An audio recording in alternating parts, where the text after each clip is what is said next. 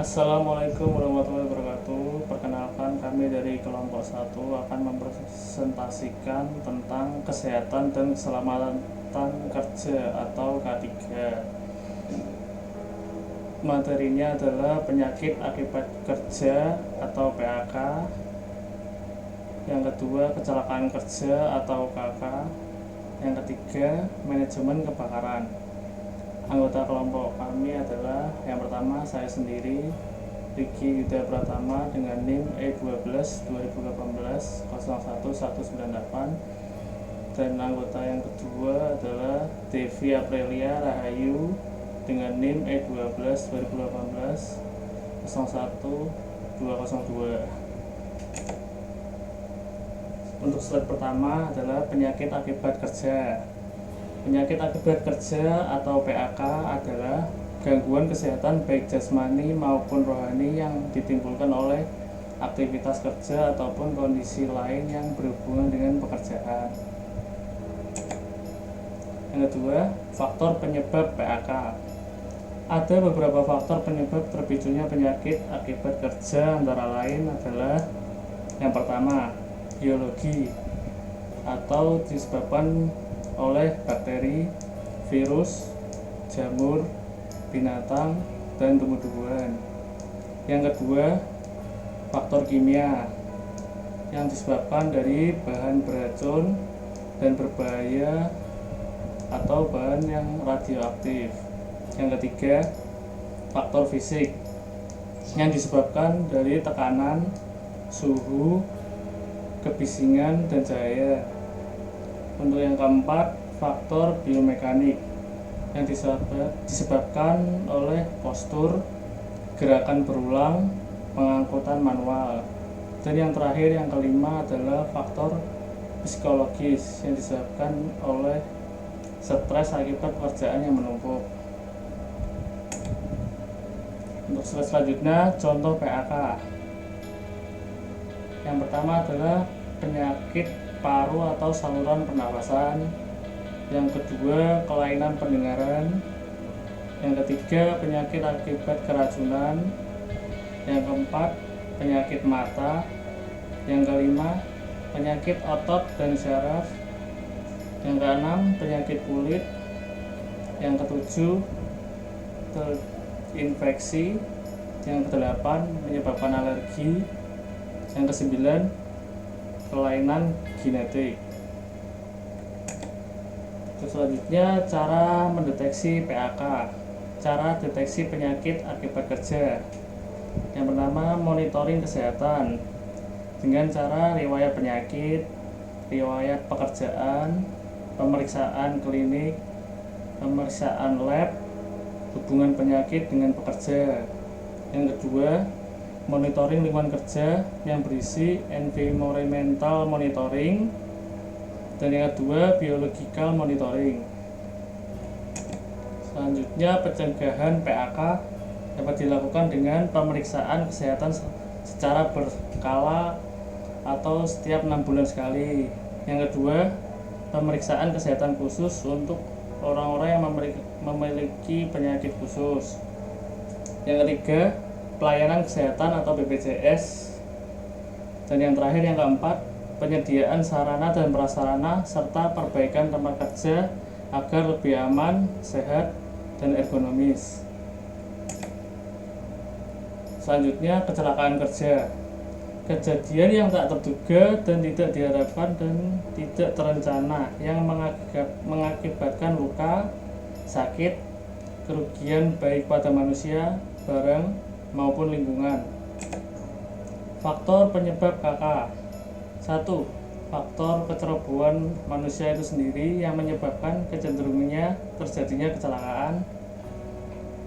Faktor yang kedua, lingkungan atau fisik yang menyebabkan kehidupan kerja yang berkualitas rendah. Contoh KK, kecelakaan karena alat pengangkutan dan lalu lintas. Yang kedua, kecelakaan karena tergelincir, terpukul, terkena benda tajam. Dan yang ketiga, kecelakaan karena kejatuhan benda. Terus selanjutnya akan dilanjutkan oleh Devi. Ya, Slide selanjutnya itu ada contoh KK.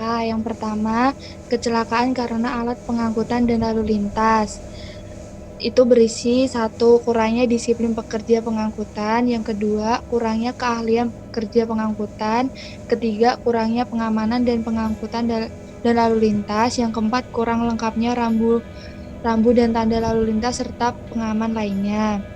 Dan ada juga cara pencegahan, yaitu yang pertama, disiplin dan keahlian pekerja harus tinggi.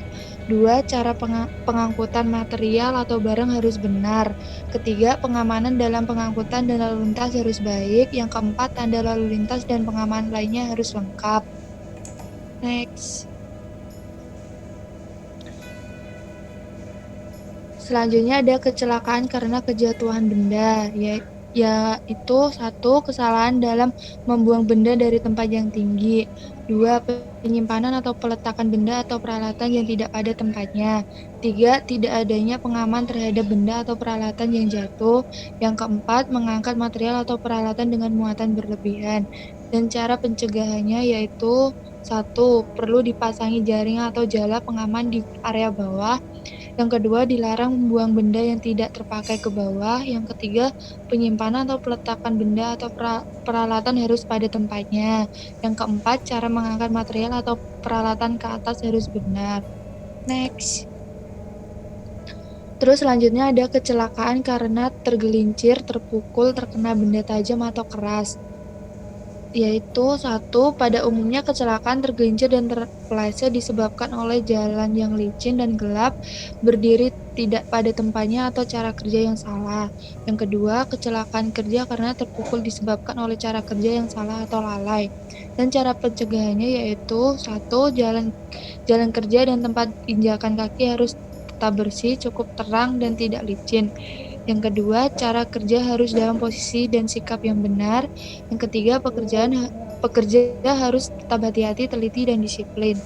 Next. Selanjutnya yaitu ada pencegahan KK. Yang pertama, pelatihan dan pendidikan K3 terhadap tenaga kerja. Yang kedua, konseling dan konsultasi mengenai penerapan K3 bersama tenaga kerja. Yang ketiga, pengembangan sumber daya ataupun teknologi yang berkaitan dengan peningkatan penerapan K3 di tempat kerja. Next. Materi selanjutnya yaitu manajemen kebakaran. Manajemen kebakaran merupakan segala upaya yang menyangkut sistem organisasi, personil, sarana, dan prasarana, serta tata laksana untuk mencegah, mengeliminasi, serta meminimalisasi dampak kebakaran di bangunan, gedung, lingkungan, dan kota.